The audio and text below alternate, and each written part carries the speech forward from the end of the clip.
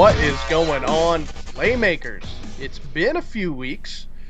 Sorry we didn't have a show last week. National Championship was upon us, and we were licking our wounds here in Buckeye Nation, so we took a week off. So happy to be back with you all. It is Tuesday, January 19th, 2021. You are watching the Work the Wire podcast. I am your host, Big Play Blake. You can give me a follow over on Twitter at Big Play Blake. The gentleman to my left, your right, the advocate for avocado toast, the sultan of social distancing, Big Play Beats. What's going on, brother? You know, just as good as I can be as a Browns fan coming off a tough loss, but an exciting year. I was happy, though, so I'm in a good mood. You know, good things are on the horizon, and we get to start talking about the offseason, which is actually the most fun times of year for us. It is. You are right. And then I'll go on record saying there is zero for Cleveland to be disappointed about. Your team is on the rise. And let's face it, you lost to the team that, if as long as they're all healthy, has a very good chance to win it all. So, hey, if you're going to get knocked out by somebody, why not let it be that team? So, yeah. And I think here another year or two, Cleveland could be that team. So we'll see what happens, Mike. But thanks, guys, for tuning in. We are live each and every Tuesday, usually at 9:30 Eastern. You can give us a follow over at WTW_podcast on Twitter. The show goes live there each and every week, as long as there's not a national championship game. So, but Mike, let's hop right in, my friend. Let's not waste any time. Let's get into 3 and out. And Mike, I think the leading story really for any NFL or football show this week has been the Deshaun Watson debacle down in Houston. You know, he's reportedly, at least according to Adam Schefter, played his last game as a Houston Texan, as the situation continues to deteriorate between the 25-year-old quarterback and the Texans, you know, since the end of the season. Mike, he's made 3 Pro Bowls and just won the passing title weeks ago, right? So obviously this is a huge fumble by Houston, by the Texans organization.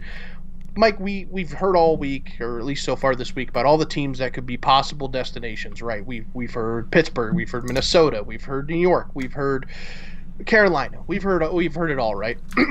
But Mike, as we are a fantasy football show here on Working the Wire, what team, at least in your mind, makes the most sense from a fan, or I shouldn't say makes the most sense, but who would you like to see him with from a fantasy football perspective? Who would I like to see him with? Oh, there's a lot of places. Honestly, just I agree. An organization that's like functional and not let Bill O'Brien just gut your future. Yeah. Wow, there's a few. The few that came up to me right off the bat that basically you plug them in and they're like an elite team is possibly the Washington football team. Right. I love pairing him with Terry McLaurin, Antonio Gibson, and then Logan Thomas was coming on really well at the end of the year. And then obviously that defense has a lot of pieces already in place. That could be a prime fit for fantasy managers. Another one that I haven't heard anything on this or anything at all, but I really liked when I was going through the teams is the Minnesota Vikings. You could trade that 14th pick that they have. You trade Kirk Cousins, and then anything else you need to trade, and then you're pairing them with Dalvin Cook, Justin Jefferson, Adam Thielen. To me, that also seems like a great offensive arsenal. So that would be 2 places I would love to see them go. Could those places happen? I don't know, but those are ones I'd like. What about you, Blake?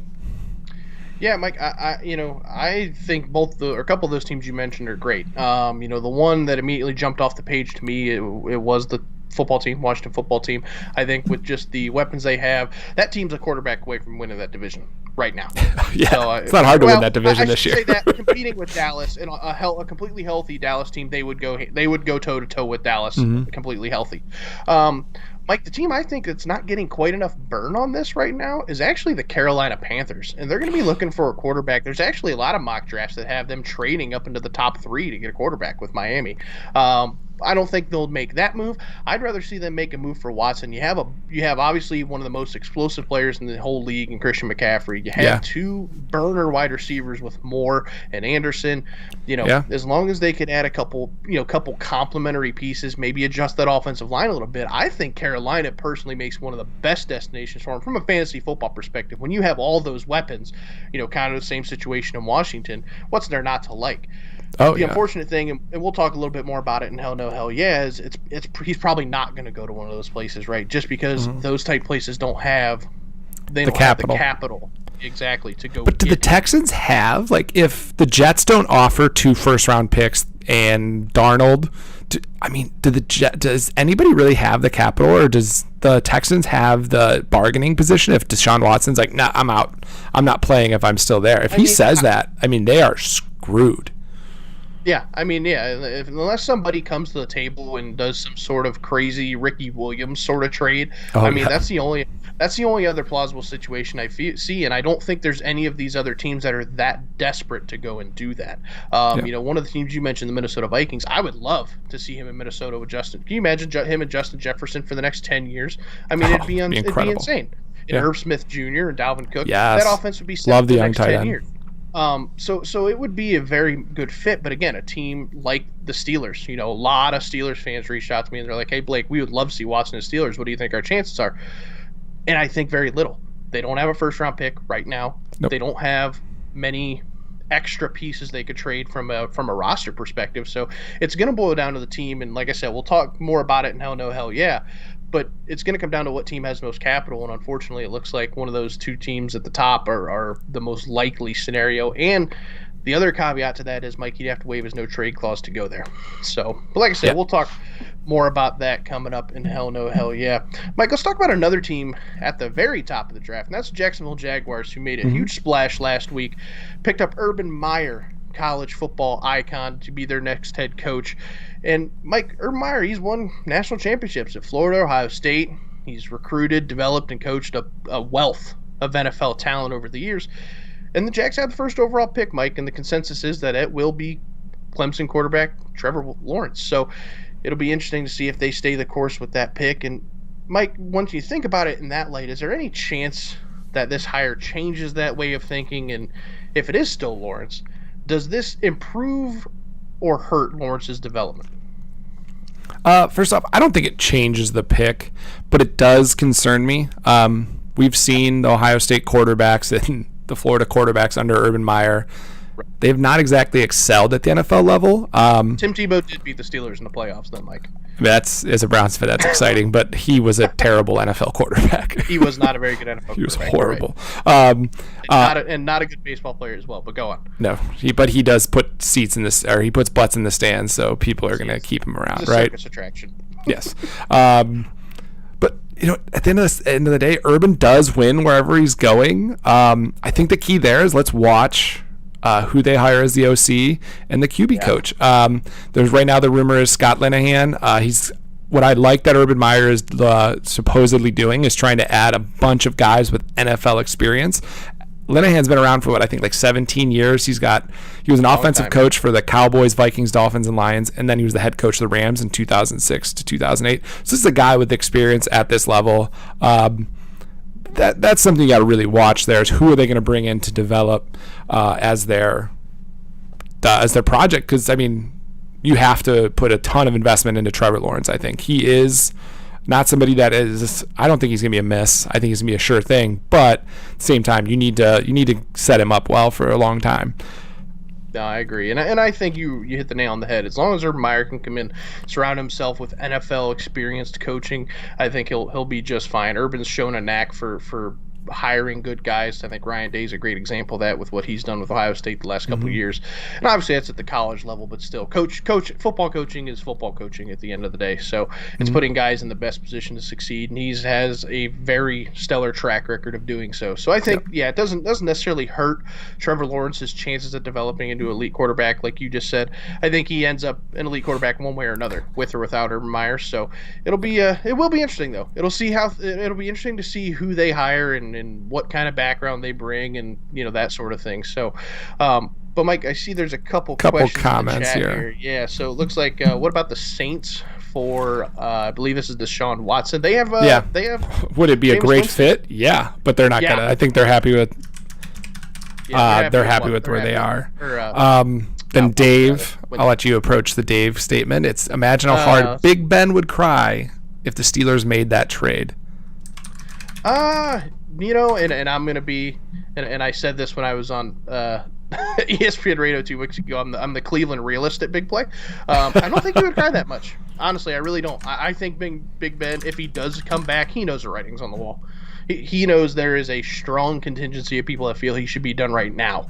So Yeah. the fact that he would come back for another year, if they brought a guy in like that, I mean, how could you be mad? You know, you're on the back nine. I mean, if you are mad, you're just a bad team player at that point. Yeah. So it's kind of like, I hate to use it as a reference, but it's kind of like Old Yeller. You know, you got to realize when it's time to just put him out of his misery. I mean, I'm serious. I mean, that's just the way it is. And Ben has to realize that himself. So Yeah. I just don't think it's going to happen with that cap hit. No, right? Steelers don't. Yeah. Steelers do not have the capital to go get Watson, so it's really a non-issue. Yeah, and then last one is Mac Jones going pro. Yes, he has declared. Yes, he is officially declared for that, so he is going to enter the draft. All right. Yes, it is. But Mike, Urban Meyer was one of the many coaching changes we've seen here the last week or so. Let's just go through a couple of the hires here. Since the end of the season, Falcons let go of Dan Quinn, are bringing in Arthur Smith, the offensive coordinator from the Titans. Dan Campbell, the Saints associate head coach, is going to take over the Detroit Lions. This hire, Mike, which is probably my favorite hire so far, is Robert Saleh going to the New York Jets, the former 49ers defensive coordinator. We'll talk a bit more about him here in a few minutes. Obviously, Urban Meyer to Jacksonville. Brandon Staley, a questionable hire, going to the Chargers. And then you have the Eagles and the Texans, who remain vacant at this time. Obviously, there's still some big names out there like Eric Bieniemy, Dable, just to name a few. So there's a couple guys. Even Doug Peterson is out there floating around. So it remains to be seen where these guys land. But, Mike, when you look at these coaching changes, and obviously the only one from right there, if you don't count Urban Meyer, I guess, that's been an offensive coach, are Arthur Smith, or who have been an offensive coach, is Arthur Smith and Dan Campbell. Mike, which one of these coaching changes, again, from a fantasy lens, makes a positive impact day one? I think Arthur Smith is the one I'm going to go with. The Titans OC. Look, the Titans' issue this past season was blatantly not their offense. It was a very good offense. Fourth most in points scored, so there's some touchdowns for you, and second most in rushing yards. I think right there it puts you in a really strong position. Then you got to go into what they have there. You have Matt Ryan. You have these pieces that I'm. They're a little older, but at the same time, you get a actual strong offensive mind in there, and we actually could see some legit production. And one of the things I really liked with Arthur Smith is Corey Davis. He was looking like a bust there for a minute, right? He had he was putting some serious numbers up. So I was really happy to see that. And then another thing with him is he is a rare case where you've seen a guy climb a ladder within an organization. Usually when somebody gets fired, they clean house, they bring all their guys in. He stayed with the Titans, just kind of kept growing. And something about that really, I feel like that sets him up to see hey, this is what was successful from this organization. This was successful from this next head coach. And then he gets it with Vrabel, who's a very consistent coach so far. Right. And look, this guy had a great play calling session when they made their run last year. So he's somebody that excites me from a fantasy purpose. Yeah, and I agree. And that was my pick too, Mike. Arthur Smith is probably my favorite one of these hires. The Falcons are the Falcons. There's a couple spots they need to fill, on that offensive line. And Matt Ryan, we'll see what happens over the next couple years with him. But as far as the here and now, I think there's a lot of work that can be done with that offense. They have all the pieces, Mike. It's just about putting them in the right position. And I like the fact that they went with more of an offensive-minded coach this time around, as opposed to Dan Quinn, who was more of a defensive mind. So it doesn't come at all as a surprise that they went offense this time around, just with how stagnant that offense has been at times. I like the hire. I don't mind any of these hires. Like I said, the only one that's a little bit questionable to me is that Brandon Staley hire in LA. Just because they went from such an offensive mind that I really thought Mike did well, at least on the offensive side of the ball, developing Justin Herbert. Obviously, he's in contention for Rookie of the Year this year, probably going to win it. So it's one of those things where, they're taken away from that offense, which has been developed pretty well up to this point. So their issue was they lost close games. They were right there. And for me, it's you either let a coach figure out and learn that, or I get why you move on. But Brandon Staley, I think we're kind of foreshadowing something we'll talk about later in Hell No, Hell Yeah, and the further segments, is that he's only had 4 years coaching in the NFL. That is not enough for me. Look, Urban Meyer has been around the game for decades now, so that no NFL experience doesn't scare me as much. This is a guy. This reminds me too close to the Freddie Kitchens situation, where he's in a good. This felt very much like that. He's a DC, and look, he had a generational talent at D tackle and Aaron Donald. Like, Oh, honestly, Aaron I Donald. think Aaron Donald should be an MVP every year. That's how good he is. And you have Jalen Ramsey on the outside. Troy Aikman said if he played against Aaron Donald, it would be the best defensive player he's ever played against. Oh, I think Aaron Donald might be the best of all time, if not top 3 minimally. Like, he is that dominant from a position where if you cause ruckus up front, a quarterback like that, and then a guy covering like Jalen Ramsey, there's not a whole lot you can mess up. No, exactly. And I think that's where I think people may have fallen in love with that. They're hoping to get the next Sean McVay where they're really young and they figure it out. But on the defensive side here, that one scares me. I'm with you on that one. Yeah, no, I agree, buddy. I completely agree. Mike, we talked a lot about college football here in the last few minutes, so let's jump into the film room, my friend, and let's actually talk a little college football. Mike, obviously the end of the college football season came about last week, Alabama beating Ohio State for Nick Saban's, I believe, 7th national championship, which is crazy. But, Mike, let's talk about some of the big names coming out in the 2021 draft, a couple guys that have declared already that excite us from a fantasy football perspective. And I'll start. And Mike, this is a guy up until I feel like the college football playoff wasn't getting a lot of burn. I think he was kind of overshadowed by a guy like, Travis Etienne. And that's Najee Harris from the Crimson Tide, running back, who, Mike, I'm dubbing right now as Mark Ingram 2.0. That's who he reminds me a lot of. A little more athletic Mark Ingram. Improved his draft stock by coming back to Alabama this year. He was probably going to be like a day 3-4 pick last year if he had come out. Stays at Alabama. Now the potential to be a day 1, in my opinion, should be a day 1 pick. And like I said, he's a little more athletic. Mark Ingram reminds me a little bit of our guy Marshawn Lynch in Seattle. Low, downhill physical runner with a good bit of speed. So, in a lot of the mock drafts, Mike, have him going to the Jets with their second first rounder at 23. And honestly, Mike, it wouldn't be the worst marriage, with him and whatever quarterback they decide to get, whether that's Watson via trade or if they take a guy like Justin Fields or Zach Wilson. It'll be their show with a new offensive coordinator coming in, Mike LaFleur, who is the younger brother of Packers head coach Matt LaFleur. And if the apple doesn't fall far from the family tree, my friend, we see what he's done with Aaron Jones, Jamal Williams, and A.J. Dillon up there in Green Bay, and I think this would be a great fit, especially with that young, inexperienced, but improving offensive line. They got some guys that just need to stay healthy to make that offensive line pretty good. But like I said, Mike, I wouldn't mind seeing him in New York with a new offensive coordinator, new quarterback. I'd love to see him in a place like Pittsburgh if they wanted to trade up into the first round to get a running back. So that would be a great fit. I'm really excited. I think he's one of 2 or 3 running backs that are going to come out that are going to be studs. It'll kind of be like like last year's draft where all the running backs are pretty good. None of them are first ballot Hall of Famers right now, but they're all pretty damn good, kind of like we saw in 2020. So I don't see any of them going top 10, top 15, but I could see them run after that. I could see a few of them running off the board. You could see a serious run on running backs with teams trading up into the back end of the first round. Yep, for sure. That seems to be where the value one is. Of those teams. Yeah, and a couple of those teams with first round picks. So, Mike, second guy that I like, and I think another guy that's been kind of overshadowed because his position group won the Heisman. That was Devontae Smith, and that's Ja'Marr Chase, who still on most boards is the first receiver to come off the board. Mike, 84 catches for 20 touchdowns and almost 1,800 yards this season, lit it up for a very underwhelming LSU team this year. Most mocks have him as the first wide receiver off the board going to Philly. I think the Devontae Smith hype is going to be too much, and Philly's going to go after the speed.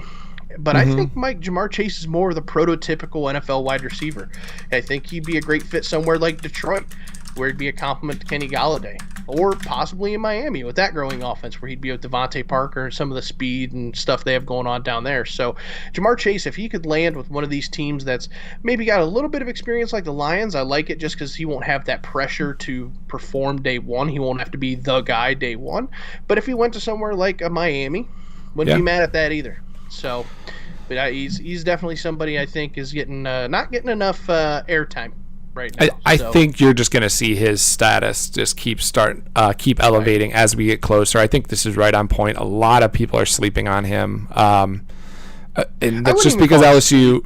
Yeah, I can't say sleeping. I just think the hype for Devontae Smith is pretty high right now. Yeah, it's at a peak. Don't get me wrong, he won the Heisman for a reason. It's not unwarranted. But Devontae Smith is more used in the screen game. He's more used like a like a Percy Harvin as opposed to a Julio Jones, right? Yeah. So that's how I look at it. Or to give a current current example. He's used more of as like a, I don't want to say a Tyreek Hill because he goes down the field, but you get what I'm saying. He's used more in the lateral game than he is the downfield game. Yep. So. But Mike, who are a couple guys you're looking at? A couple guys I'm looking at. This one's a little bit deeper. He very well could be a first round pick. So Trey Lance. This is North Dakota State quarterback. And the NFL is such an offensive league. This is a guy who absolutely can electrify with his legs. And then he actually has a lot of arm talent, so he can really drop bombs. He has excellent arm strength. I'm kind of excited to see his stock skyrocket. I could see him being one of those guys who gets a lot of love if he has a great combine. So that's where I think we're going to have to really watch him. And there's a lot of teams at mid-round that don't want to move up. This is a guy that they would be willing to take a shot at and, have that evolution of an offense. And he's done some pro-style stuff at North Dakota State, so he's somebody that it does excite me. Another guy that really excites me, and this is where the NFL is all about matchups, and I love big guys who do it. So Kyle Pitts, tight end out of Florida. I don't think I am somebody who is like going out on a limb here. I think a lot of people see this. Look, he is an excellent receiving tight end, and then he's good enough on the inside to get the job done. I love that versatility, and I could see a progression like TJ Hawkinson here. So first year, he probably does a little bit on the outside, where you line him up in the slot, just kind of get you in some positive situations where he's in a good matchup against a linebacker or something, but maybe not used as much. Then the second, third year where you're seeing like TJ Hawkins has had a very, very good season here for fantasy managers. And my final one, and this is another running back, I can't get away from a running back if I get a chance, Travis Etienne. This is a guy last year. I loved his explosion. His ability to catch the ball. He can bang inside, and then he can also take it the distance. He has the breakaway speed. The biggest thing for me is that he makes defenders miss tackles. Fantasy-wise, you do have to watch where he lands. I think the running back position is one that is so dependent on where you go and your situation. So he is somebody I'm going to watch, but he is somebody I'm really watching closely, especially in dynasty leagues. I do expect him to be an explosive player at the next level. Yeah, and 2 points on guys that you made comments, or actually 3 points rather. A lot of mocks have the Steelers going moving up to get Trey Lance. Their CBS's mock, and I was reading it here before we went live on air, has the Steelers straightened up to 10 to make him the 5th quarterback off the board at 10. So wow. We'll see. Think how much that would change that offense. That offense was basically, hey, Ben, go do what you want. We're just going to basically put 4 wides out there, let you move somebody in motion, figure it out, and kind of play as you go. But if there's anything we've learned is that North Dakota State quarterbacks in the state of Pennsylvania do not mesh well.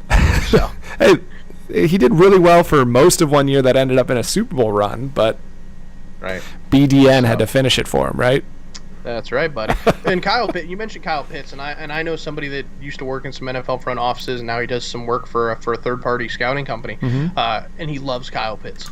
Loves Kyle Pitts. Thinks Kyle Pitts is the next big thing at tight end coming out. So couldn't agree more there with him. And then ETN, Mike, I think, and God, we've talked a little too much about the Steelers on the show today, but can you imagine ETN in that offense, though, being kind of that Le'Veon Bell replacement? I think it would be really impressive because he kind of plays the same game. You can line him up inside, you can line him up at slot, you can line him up on the outside. He kind of plays that same game as Le'Veon Bell. So would be an interesting marriage. Yeah. So. Yeah. Mike, let's jump into our fantasy locks for conference championship week, my friend. And we didn't have a show last week, so we couldn't give you guys any divisional picks for your daily fantasy sports. But if you go over to FanDuel, you'll be able to check out our picks here. And Mike, let's review Wild Card Weekend since we didn't get a chance to last week. And believe it or not, buddy, I think we both get a W. Is that what we're doing here? Yeah. Looks like we both get a win. My pick, JD McKissick had used a $5,400 investment wild card weekend. Had he didn't do much, but he did enough. 2 carries for 5 yards and that touchdown. Added 2 catches on. I'll give myself a half point. Okay, so that's fair. I'll pull you. I'll give myself a half point. Point win. Hey, partial points. All about partial points in fantasy football. That's right, buddy. And then your pick, Mike, lit it up in a loss, unfortunately. Deontay Johnson, you can snicker as a Browns fan. $7,000 cap hit. Wild card weekend had 11, excuse me. Yeah, was that 11? 11 receptions, yep. For 117 yards, and their loss to the Browns. The game flow did set him up very nicely. So cannot disagree there, my friend. Yeah. Let's get into our picks for this week. Mike, I'm going to go receiver this week. I'm going to go with Buffalo Bills wide receiver Cole Beasley, who actually had a quiet week last week. against the Ravens. He was targeted twice, didn't pull in either catch. Mike, the Chiefs are going to take away Stephon Diggs at all costs. Yeah. On Sunday, and the game flow really could be in their favor. Or in Cole Beasley's favor. This could end up being a shootout. I called for the Browns-Chiefs game to be a shootout, and ended up not being so. But I think this one, if the Chiefs can overcome that Bills defense, it could end up being a shootout. So game flow could be in his favor here. The only wild card in this thing, Mike, is the weather. As of right now, forecasts are showing it to be wet and windy in Arrowhead. We'll see what happens between now and Sunday. Obviously, that's a long distance, long couple days here, weather forecasting to go through. But as long as it's decent, weather, this could be a very good bargain at, again, only $5,700. So good full roster pickup for this week. Mike, who you got? For this week, I'm going to give the advice of everyone to go with the Joneses. I want Aaron Jones, 8,000 for the running back. I think he is the sure thing. And then I want you to pair that with Ronald Jones. He's only at 5,600. You got to get a couple running backs in there. So I like those two. One's a little more of a value pick. People are going to be worried that Fournette took too many of his touches. But the one thing we have seen with the Packers is that they struggle defending the run. Absolutely. You can't slow the game down versus Aaron Rodgers. He's too efficient. But you do need to run the ball, and we have seen that Tom Brady is going to put you in the right play, and I think you're going to see a guy like Ronald Jones be able to bust a couple big runs off. So he's a guy I like there, and Aaron Jones is just going to be their workhorse. So go get them both. I like the pick. I thought you were going to make a terrible Counting Crows reference there, Mike, with the Joneses. Mr. Jones. I won't sing. I'm sorry. I almost did. I knew I could get you to sing. I want to bet. Jay, send my check in the mail. Okay. Oh, man. Buddy, let's get into Hell No, Hell Yeah this week. And, Mike, I'll start off. I'll start off this week, my friend. My Seahawks, Mike, have been rumored to be in touch with offensive coordinators that I love and offensive coordinators that everybody seems to hate. Obviously, they've talked with Doug Peterson and Adam Gase, both for their open offensive coordinator positions after they fired Schottenheimer last week. Mike Peterson won a Super Bowl, while Adam Gase has won nothing but the ire from every player and fan base he's touched. Mike, hell no, hell yeah. Would Doug Peterson make a positive impact immediately on a Seahawks offense that seemed pretty anemic down the stretch in 2020? I think hell yeah. Look, in Philadelphia, that offensive line was absolutely terrible. Something was wrong with Carson Wentz. And then whatever was going on with the front office. Yeah. Oh, yeah. It just wouldn't be great. Then you pair a guy who actually did lead that offense to a Super Bowl. You pair him with Mr. Russell Wilson. And I like when coaches and players have something to prove. And I think this relights that fire under Doug Peterson. I like that he does like to put the defenses in positions where the quarterback is making you decide whether you have to have an extra linebacker in the box. So now you have Carson running well, you have whether it's Hyde or whoever running well, or are you pulling it, doing a little RPO action with DK, Lockett, stuff like that. So I do think he would fit well and be able to add some wrinkles and gain the respect of a guy like Russell Wilson. So I think it would help them a lot. I think it would be a good pair. Plus, at the worst, you could see him talk about ice cream. If anybody doesn't know anything about it, Doug Peterson loves ice cream. Just search it. It's like there's this clip, and it's just comment after comment after comment. No, Carroll is not leaving Seattle. The chat, we had a question. Nope, he is not leaving. We're just talking about it as an OC opportunity for Doug Peterson. Yeah. No, I love that. And I think the Seahawks have everything on offense, other than the offensive line, which I think is one of the worst, if not the worst, in the NFL. Mm-hmm. They have all of the weapons that Doug Peterson wishes he had in Philadelphia. Oh, yeah. They have that. They have the two speedster wide receivers, one of the two who's built like a, basically Calvin Johnson Jr.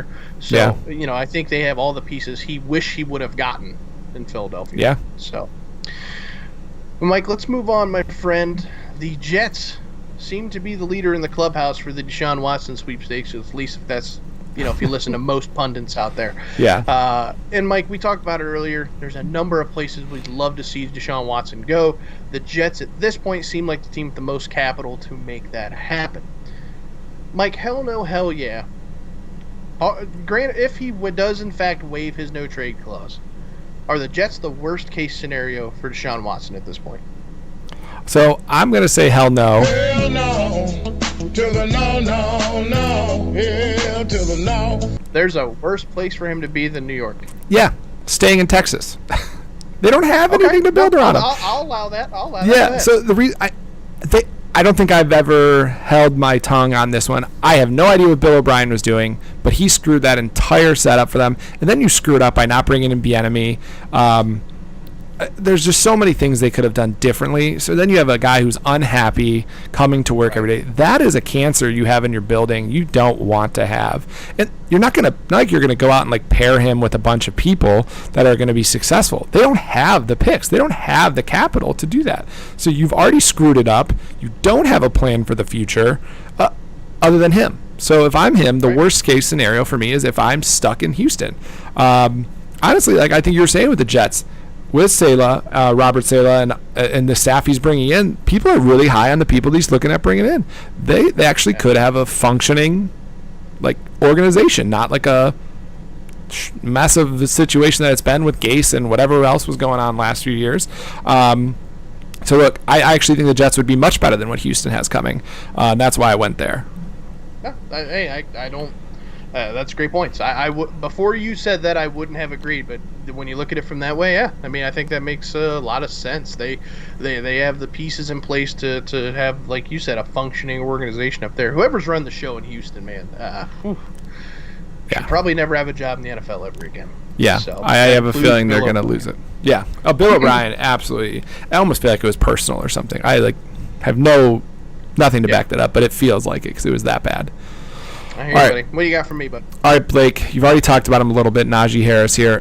Hell no, hell yeah. Najee Harris's best season will be better than another former Alabama running back's best season. We're going to talk about Mark Ingram.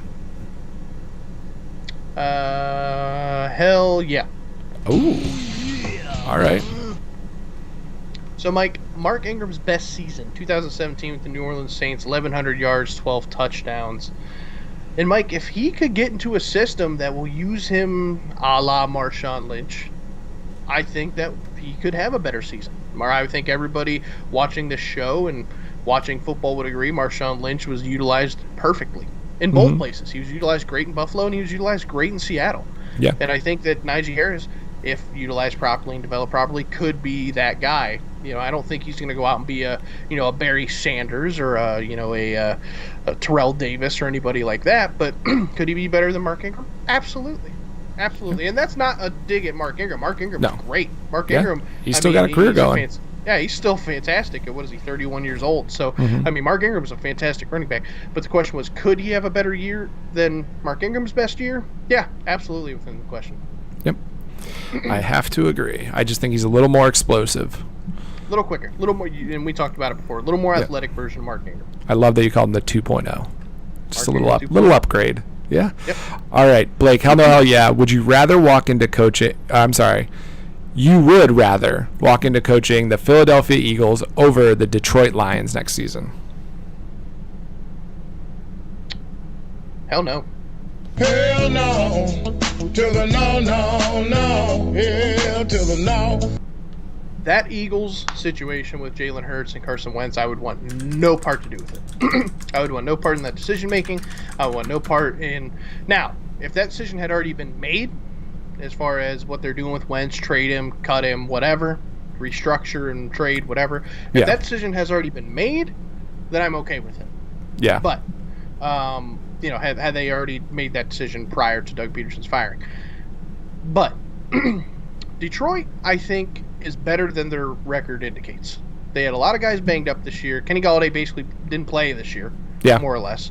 They couldn't keep running backs healthy. I think DeAndre Swift is going to be I don't think he's going to be top 5. I don't think he's going to be fringe Pro Bowl guy maybe in a couple of years. But I think they have a good running back in place. They have a couple pieces on that offensive line. The defense does need some help, but they do have Matt Stafford, who I still think is one of the most underrated quarterbacks of his generation. Yeah. And, if they add another piece, like we talked before about a Jamar Chase or a Devontae Smith to be the complement to Kenny Golladay and TJ Hawkinson, yeah, that team could put up some serious numbers on offense next year. Yeah. Granted, they're going to have to basically play kind of like the Seahawks did and just try to outscore everybody. But, they could be in a good position here in the next 2-3 years. And not to say that the Eagles couldn't. I just wouldn't want any part of what's going on over there in Philly. Not one bit. Yeah. There's something dysfunctional going on in that office that I just don't want a piece of it. And especially when you see the Giants head coach coming out and being like, I never will do what they did. He all but accused them of just You've heard the losing. term function. You've heard the term of functioning. Insert whatever here, right? Yeah. They've been a functioning dysfunction for the last 5-6 years. They really have. Kind of it's been an insane ride. They got a Lombardi out of it. So I mean, something they did something right enough for that season, but haven't done much else right since. So yeah. But Mike, let's talk a little bit about 2020, and we did our end of the season review a couple weeks ago. But Mike, I wanted to take a look at it from this lens, and in lieu of doing our wire fire, let's talk a little buy or sell this week. And Mike, as we look at the 2020 season, let's each pick one guy that we're buying and one guy we're selling heading into 2021. And I'll allow you to start, my friend. Who is somebody at 2020 that impressed you enough to where you would buy them at a little bit higher investment in 2021? Cam Akers is a guy that I'm buying here. He had a very slow start, but then once you hit week 13, he really started to come on for the Rams. There's a couple things that I really like about this situation. One, McVay, he is committed to running the football. That's not changing. McVay's not going anywhere, so that's great. Right. Look, he ended up with 145 attempts for 625 yards and 2 touchdowns. I see that being stretched out over a whole season. I think you're going to see him up near 300. And obviously getting more touchdowns and stuff. Right. The next one I'm selling on. Do you want to buy? Do you want to say what you're buying here, or do you want to go with me? Go with selling. Yeah, I'll give my buy real fast, Mike. Right. I am buying A.J. Brown, wide receiver for the Tennessee Titans. Mike, 70 catches for 1,075 yards and 11 touchdowns in 2020. That adds on to his total from 2019, bringing him to 122 catches, 2,100 yards, and 19 touchdowns in his first 2 seasons. And Mike, without injury, he may have finished as a top 5 fantasy wide receiver this season. Mm-hmm. I fully expect him to be a top 5 fantasy wide receiver in 2021, injuries and everything permitting. And Mike, he has developed a clear rapport with Ryan Tannehill in this offense. So we've talked about it before on this show. It's a run-first, run-heavy offense that does throw the ball effectively, especially out of the play action. So, and a guy like A.J. Brown is perfect for that system. So I think A.J. Brown is somebody that I will definitely be looking at, a little sooner in my drafts for next year. I don't think that the mystique around him is going to last much longer. I think he's a top 5 receiver for the next couple years. Yeah, he's absolutely dominant. He's one of my favorite guys coming up the next few years as a wide receiver. Yeah, and a second-year guy. You gotta love it. So, yeah, he's only gonna get better.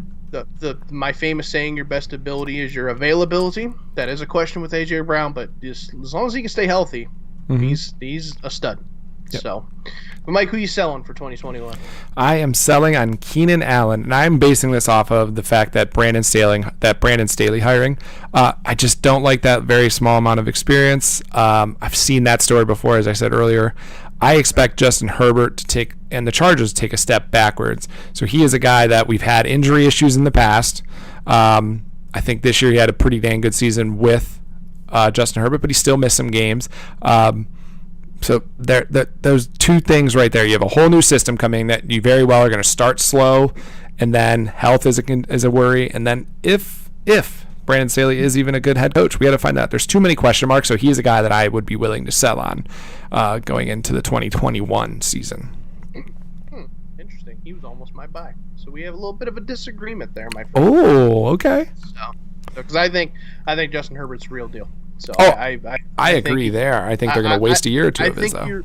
I think you're onto something there, saying that they're going to take a step back, but I don't think it's going to be that big of a step back to where that production goes that far down. Mm-hmm. So, but a guy whose production that did go down this year, Mike, is my sell, and that, believe it or not, is Lamar Jackson, quarterback for the Baltimore Ravens. Our Birthday MBS guys aren't going to like this pick. Yeah. And Mike, this isn't to say he's a bad quarterback, right? The Ravens were 1 game away from going to an AFC Championship game. It's got very little to do with Lamar as an NFL quarterback. This is more from a fantasy lens. Mike, here's something to make note of. The Ravens led the league in rushing this season and invested a lot in young running backs. Gus Edwards and J.K. Dobbins are one of the better 1-2 punches in the league right now, even being a rookie, and I think Gus Edwards is rookie or a couple years in the league. Yeah. Mike, if you look at Lamar's stats, the story, goes hand in hand with that. His attempts were down, touchdowns were down, yardage, everything down, interceptions were up. So not a great year for Lamar from a fantasy perspective. Didn't burst onto the scene like he did last year. And Mark, I think now that Lamar's teams have got more tape on Lamar, it's made it a little more difficult for Lamar in the passing game, especially when you force him to pass. First and second down, not so much, but those crucial third downs, we saw it against the Bills on Saturday, are definitely something that's getting into Lamar. It's cutting into Lamar's productivity. So yeah, if like you put him behind the sticks, he really struggles. Right, exactly. And Mike, don't get me wrong, like I said, still more than competent enough quarterback to win in the NFL, but there's if you look at the 2020 season as a whole, you didn't win a week because of Lamar. Yeah, so, in the season before, you absolutely were. Oh, the season before, I won a championship because of Lamar. I'll sit here and say it right now. Yeah. In my dynasty league. So, and like I said, I have him and Russell Wilson as my two quarterbacks in my dynasty league, and I have to ultimately make a decision, and I'm leaning Wilson. So, I think the thing for me to watch with Lamar Jackson is the wide receivers. That's the other thing, Mike. They didn't put talent in that skill position for them.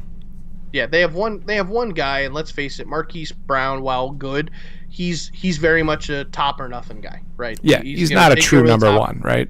Right, not a true number one wide receiver.